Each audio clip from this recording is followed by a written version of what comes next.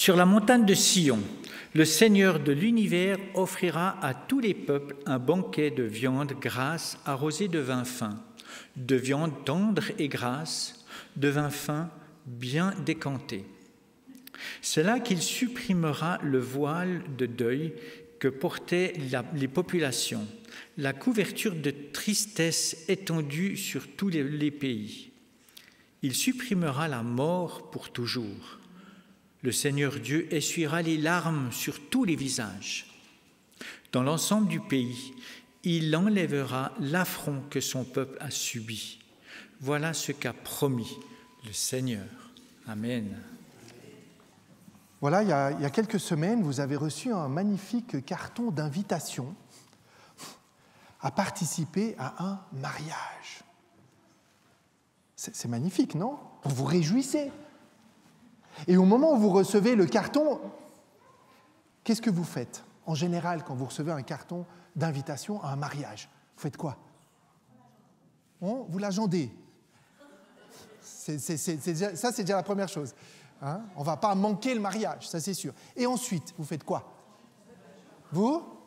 Oui, vous répondez que vous allez être présent ou pas. OK. Et ensuite?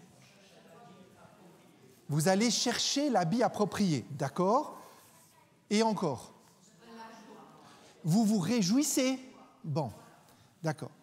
Et donc, le jour du mariage arrive, et qu'est-ce que vous attendez le plus le jour du mariage? Là? Et qu'est-ce que vous attendez surtout de la mariée? Sa robe.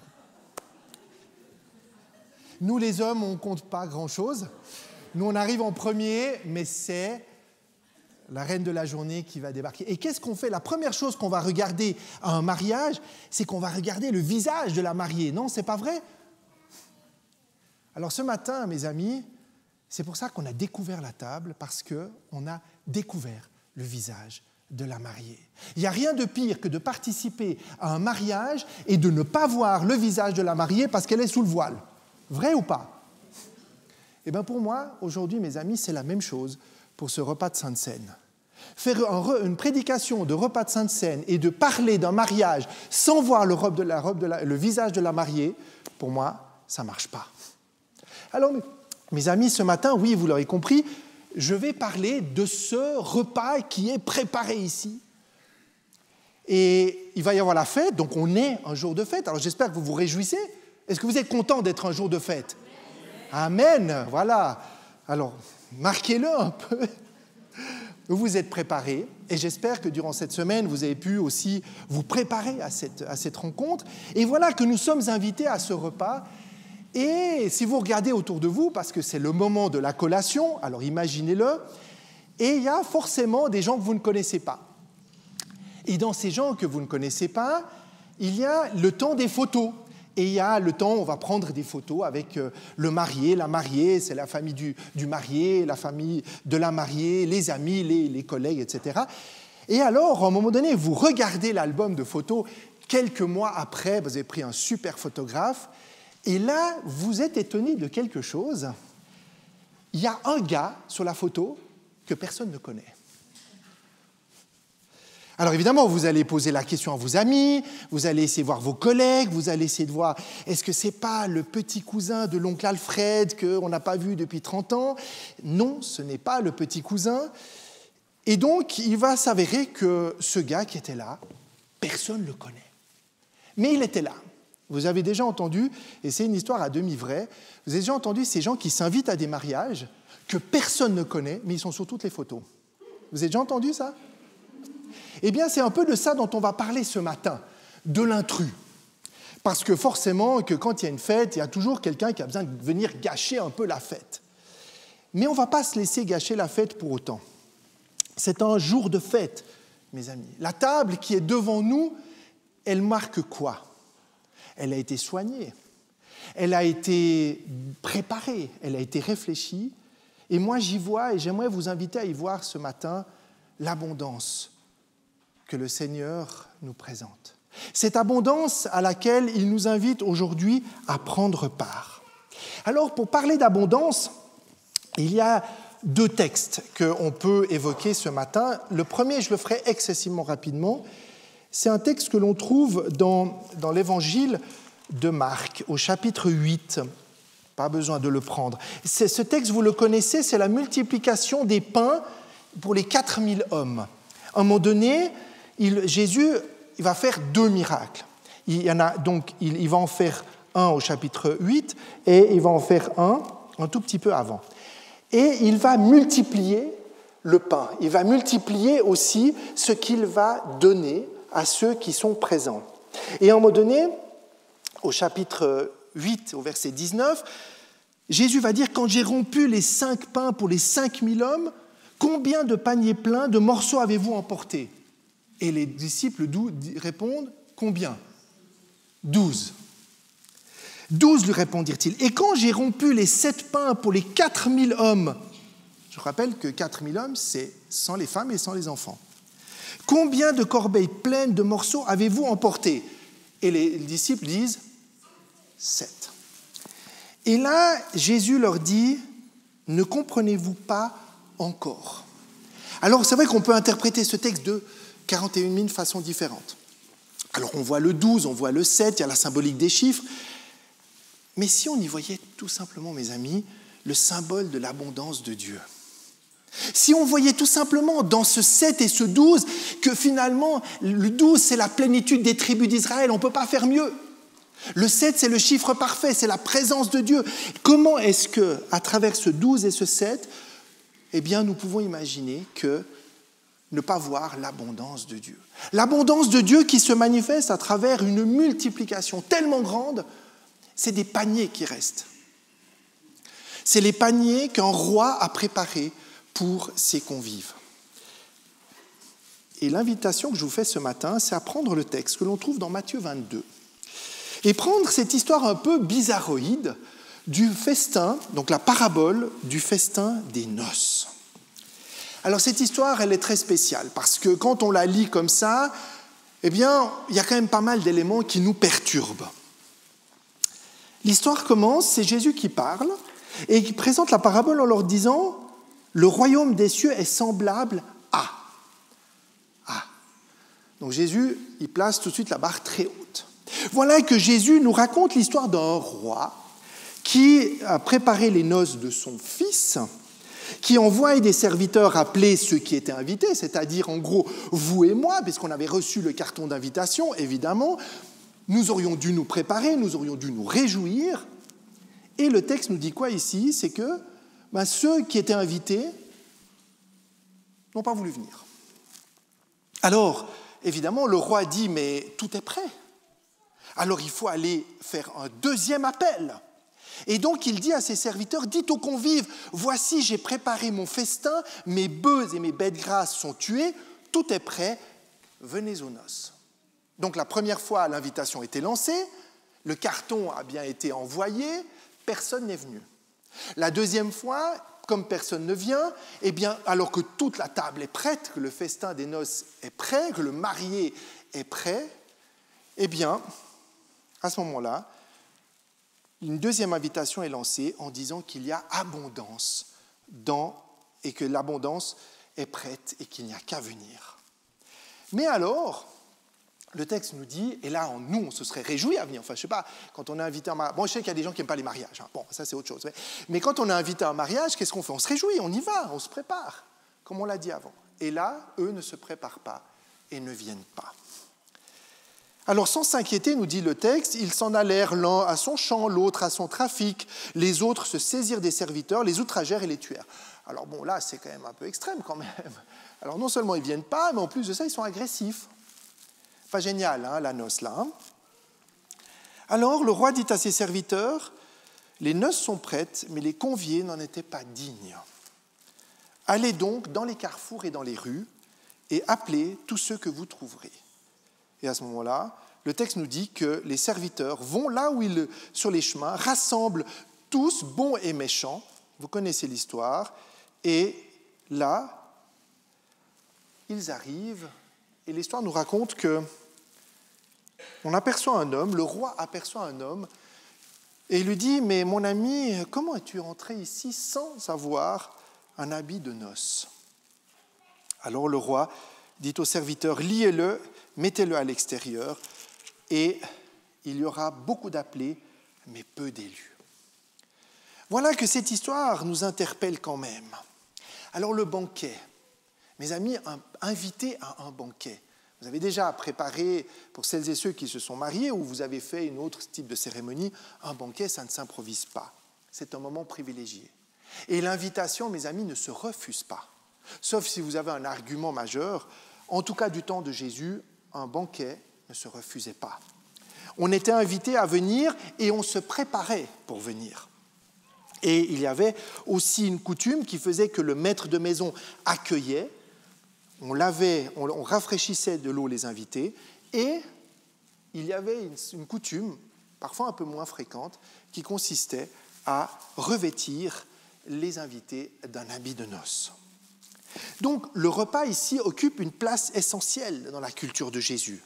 Et on voit que l'abondance est là, que le repas est prêt, qu'il n'y avait pas de moyen de remettre au frigidaire parce que tout était déjà préparé. Et donc, il faut servir. Il faut que le repas qui est annoncé vienne. Il faut que le repas soit consommé. Et devant l'appel, l'invitation, eh bien, il y a une indifférence. Voilà que les uns manquent d'empressement et puis ne sont pas très intéressés à venir. Mais le roi, lui, va insister. Il va dire, mais dites que la table est magnifique, que je vous ai donné, je vous ai préparé ce qu'il y a de plus beau. Bienveillance de la part du roi. Cette première partie du texte devrait nous interpeller. Pourquoi ils n'ont pas répondu ? Pourquoi est-ce que lorsque le roi invite, les convives ne viennent pas ? Les convives connaissent le roi, connaissent certainement l'époux, ils connaissent même encore peut-être même l'épouse, mais ils ne viennent pas. Indifférence ou hostilité, les amis ? Indifférence, c'est finalement de considérer que l'invitation du roi est sans importance.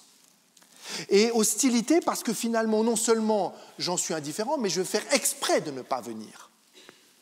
Voilà que cette remarque devrait nous interpeller ce matin. Est-ce que lorsque je suis invité à un repas comme celui auquel nous sommes invités, est-ce que nous sommes dans l'accueil, dans l'indifférence ou dans l'hostilité ? Moi, je me rappelle que mes premières fois où je suis venu à l'église, quand je voyais la table de Sainte-Seine, j'étais là, ah non, j'aurais dû rester à la maison ce matin. Hein. Jusqu'au moment où j'ai réalisé que dans le fond, c'était probablement le meilleur moment de la vie d'église. Parce qu'on allait vivre quelque chose ensemble. Je n'avais pas compris l'importance.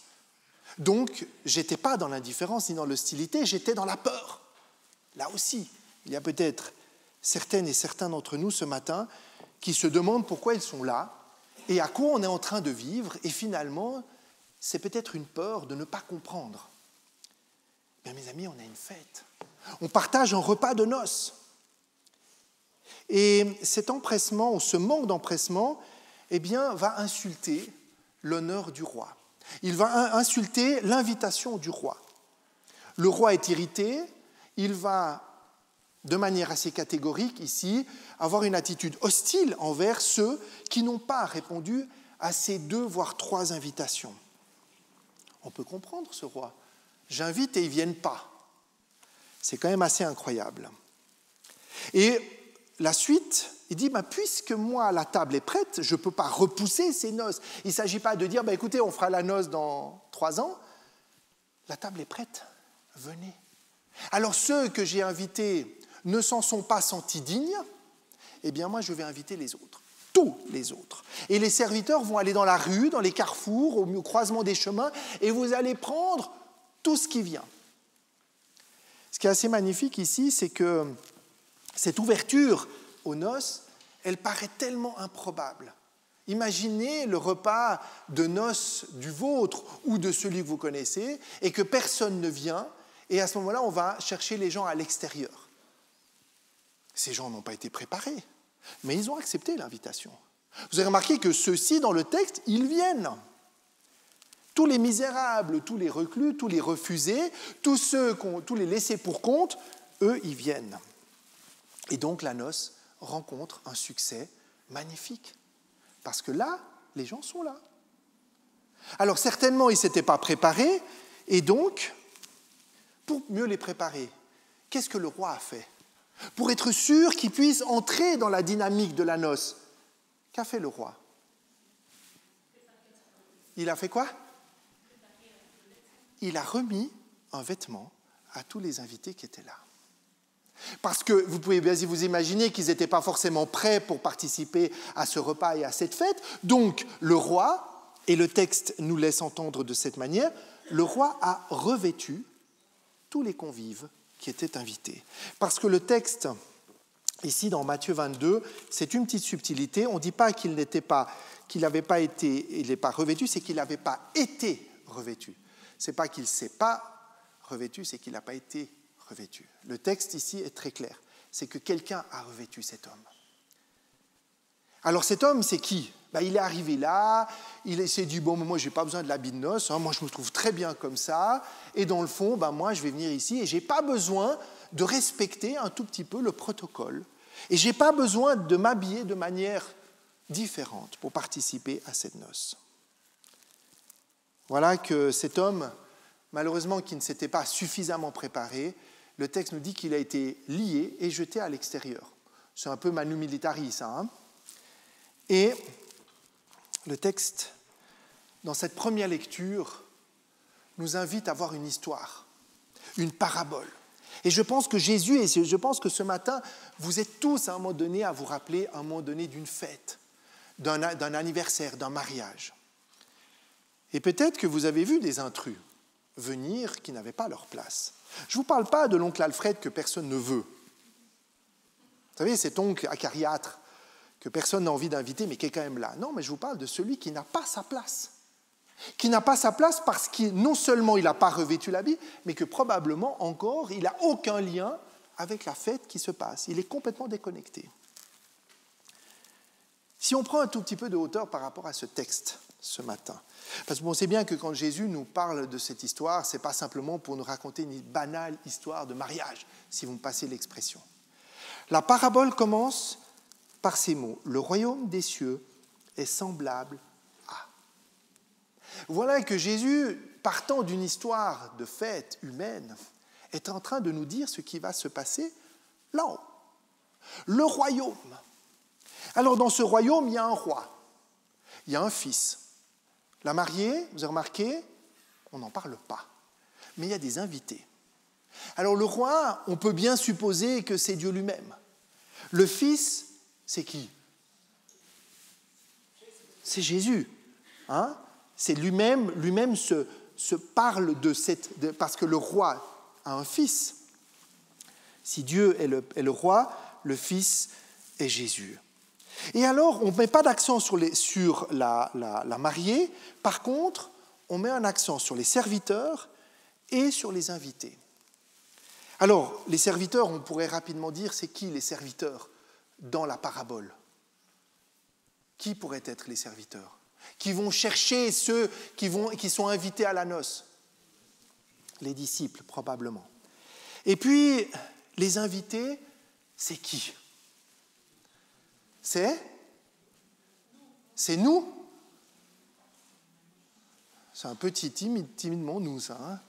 Est-ce que vous êtes convaincus que vous êtes les invités ce matin? Oui ou non? Amen. C'est nous les invités. Alors qu'on ait été invités et qu'on ne soit pas venus, ou qu'on soit les invités qui n'ont pas été prévus mais qui viennent quand même, c'est nous les invités. On est les deux catégories. Évidemment, quand vous regardez le texte, on a de la peine à comprendre pourquoi les invités ne sont pas venus.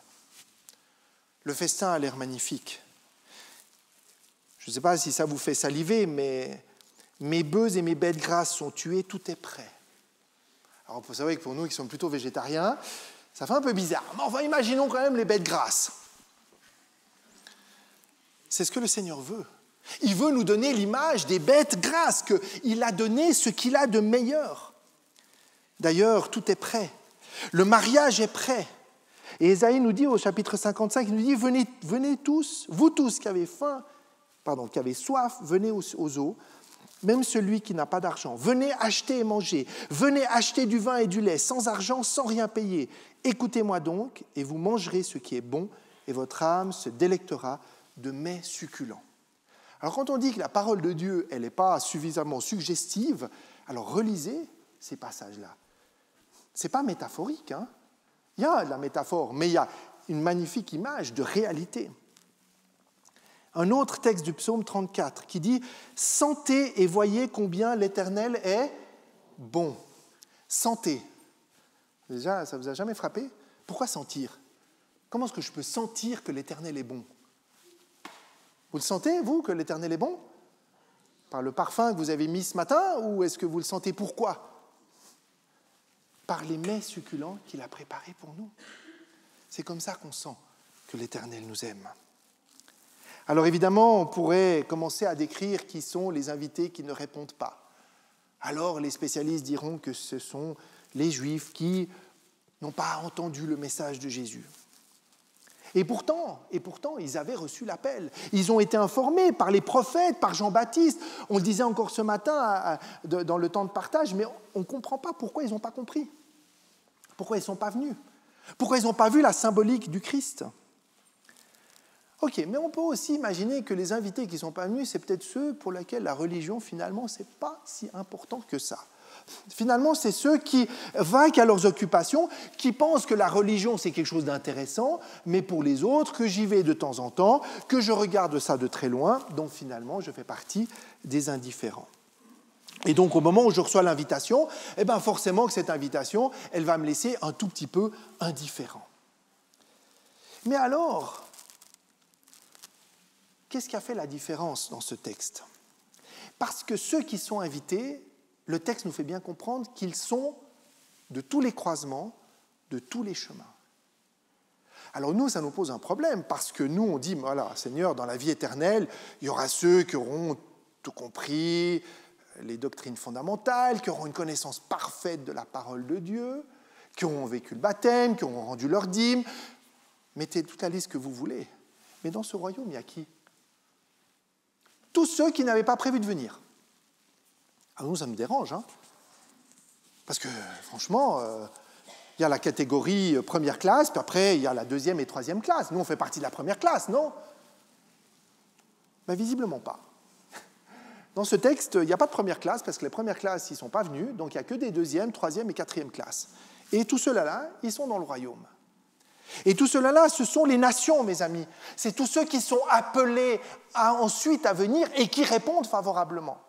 Mais tous ceux pour lesquels l'invitation a été faite, eux, n'ont pas estimé être dignes, ou ils n'étaient pas forcément suffisamment intéressés pour participer à cette noce.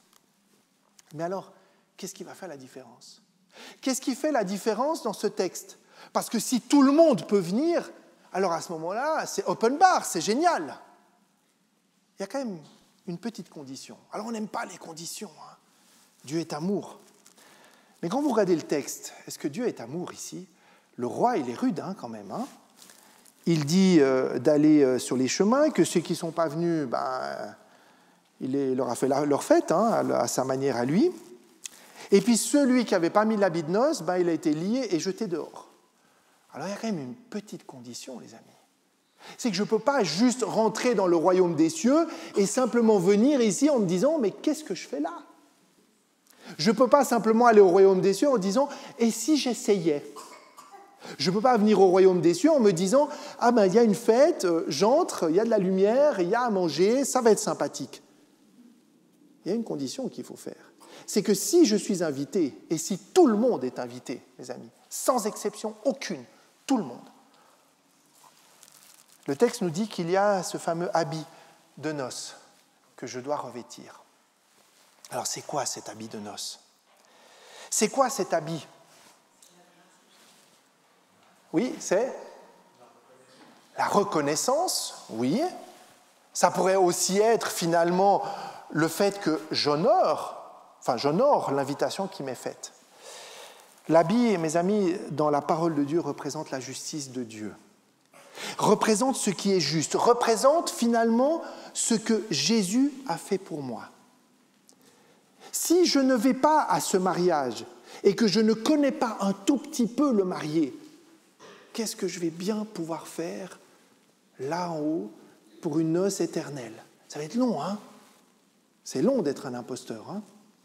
Et puis alors, être invité à un mariage dont vous ne connaissez personne et que personne ne vous connaît, et puis vous ne savez pas pourquoi vous êtes là, puis vous n'avez pas envie de faire la fête, moi je peux vous dire que la fête, elle ne va pas être longue, hein?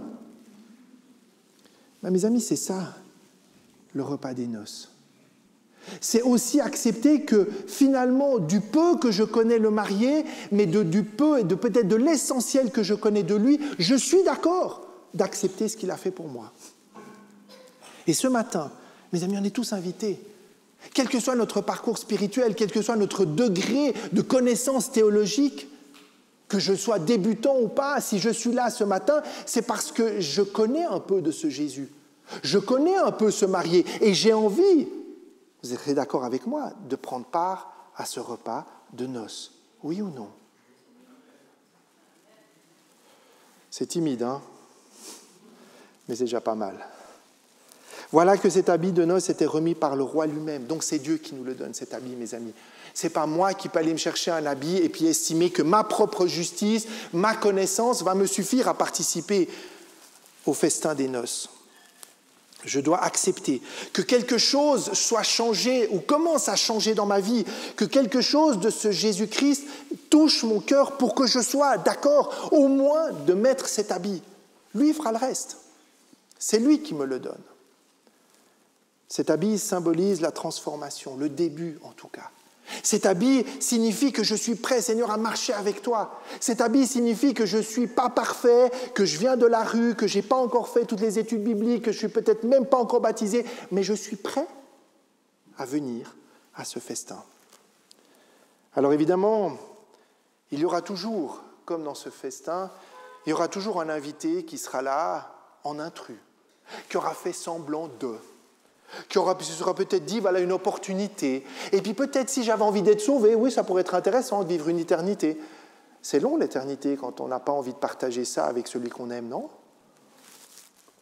Un jour, un ami me disait, en parlant de la vie éternelle et de quelqu'un qui était très, un peu opposé à tout ce qui était en lien avec le christianisme, disait, mais imagine-toi vivre un lavement des pieds pour l'éternité avec quelqu'un qu'on n'a pas choisi.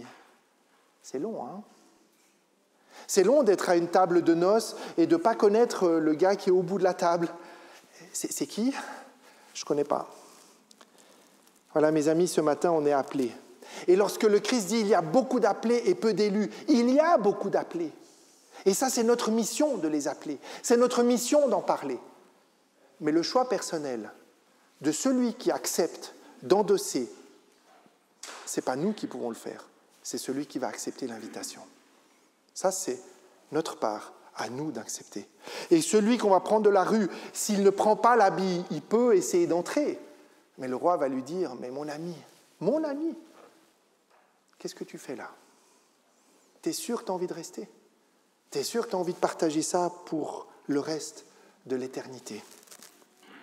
Nous avons donc cette responsabilité ce matin, non pas conditionnelle, mais juste dans la joie de dire si je veux prendre part, je dois accepter de prendre cet habit que Dieu me donne.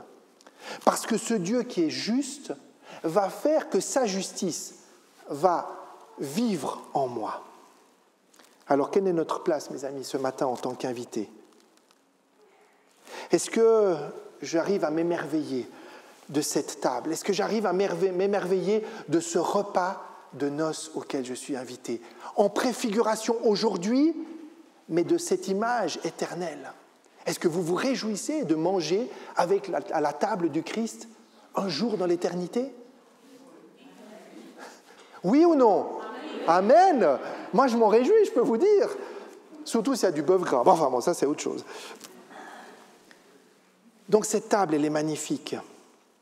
Mais la seule exigence que j'ai, c'est de prendre conscience que moi, je dois faire un choix. Tout est offert, mes amis. Moi, je ne peux rien faire qu'accepter. Je n'ai pas quelque chose à faire. Je n'ai pas... Même ces gens dans la rue, ils n'ont même pas eu le temps de se préparer. Ils n'ont même pas eu le temps de se réjouir. Et pourtant, ils sont appelés. Parce que dans leur cœur, ils faisaient certainement ce que d'autres ne faisaient pas. C'est qu'ils avaient le Christ en eux sans le savoir.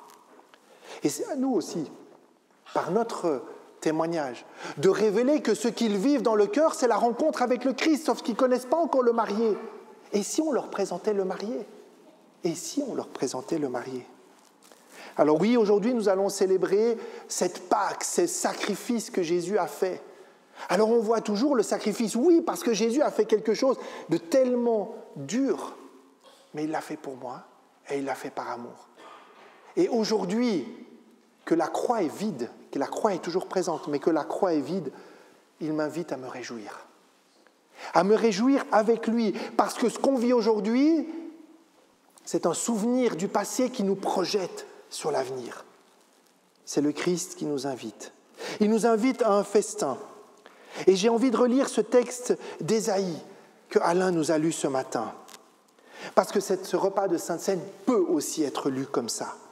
Sur la montagne de Sion, le Seigneur de l'univers offrira à tous les peuples un banquet de viande grasse arrosée de vin fin. Des viandes tendres et grasses, des vins fins bien décantés. C'est là qu'il supprimera le voile de deuil que portaient les populations, la couverture de tristesse étendue sur tous les pays. Il supprimera la mort pour toujours. Le Seigneur Dieu essuiera les larmes sur tous les visages. Dans l'ensemble du pays, il enlèvera l'affront que son peuple a subi. Voilà ce qu'a promis le Seigneur. Voilà que des siècles avant que Jésus va faire ça, le Seigneur nous invite à cette table.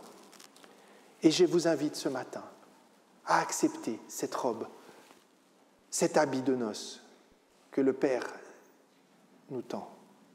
Que cette robe de justice qui est finalement d'incarner dans notre cœur ce que Christ a fait pour moi. En d'autres termes, se revêtir de cet habit, c'est revêtir Jésus-Christ personnellement. C'est accepter qu'il prend le dessus sur ma vie, physiquement, spirituellement, émotionnellement. Ainsi donc, nous puissions nous revêtir de ces sentiments de compassion, de bonté, d'humilité, de douceur, de patience, se supportant les uns les autres, acceptant aussi de nous pardonner réciproquement, de même que Christ nous a pardonnés, pardonnons-nous. C'est les mots de Paul dans l'Épître aux Colossiens. Se revêtir du Christ, mes amis, c'est accepter, comme le dit le psaume, « Il y a d'abondantes joies devant ta face, des délices éternelles à ta droite. » L'abondance, mes amis, la joie éternelle qui n'est pas une abondance humaine, mais qui est une abondance éternelle, spirituelle, parce qu'elle est du royaume. Mes amis, ce matin, et c'est ma prière pour chacune et chacun, que nous puissions et que nous acceptions de prendre cet habit de noces pour vivre ce temps de fête dans la joie, pas dans la tristesse, mes amis, pas dans le deuil, pas dans la supplication, dans la joie parce que la table est servie, le repas est prêt et nous sommes invités à venir et nous joindre à lui. Amen. Après tout cela, nous pouvons dire du fond de nos cœurs merci à Jésus-Christ, parce que grâce à lui, nous qui ne méritons rien du tout, nous pouvons accéder à la vie éternelle. Aujourd'hui, le pauvre devient riche et le faible devient très fort. Chantons ensemble, merci.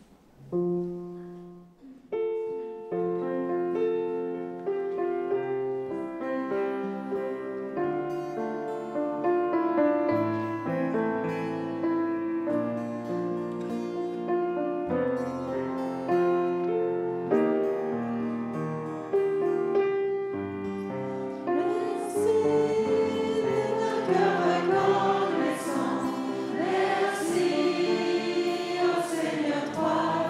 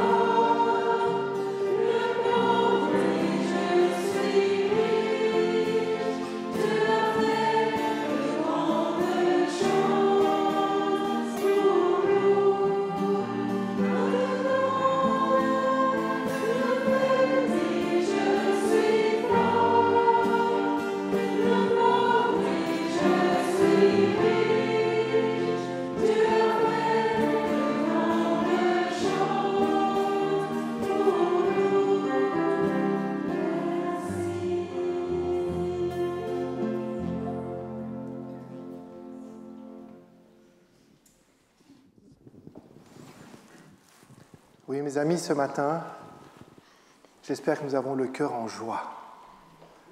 Le cœur en joie d'avoir pu participer à ce festin des noces, aujourd'hui, en prévision de ce que nous allons vivre tous ensemble avec notre Seigneur dans l'éternité.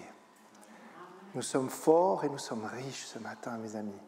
Le cœur rempli de joie parce que nous avons accepté ce que Jésus a fait pour nous. Et j'aimerais ce matin apporter cette bénédiction que Paul a apportée à Éphèse, mais que le Seigneur apporte à la Cluse ce matin. Que la paix et l'amour avec la foi soient donnés aux frères et sœurs de la part de Dieu le Père et du Seigneur Jésus-Christ. Que la grâce soit avec toutes ceux et toutes celles qui aiment notre Seigneur Jésus-Christ d'un amour impérissable.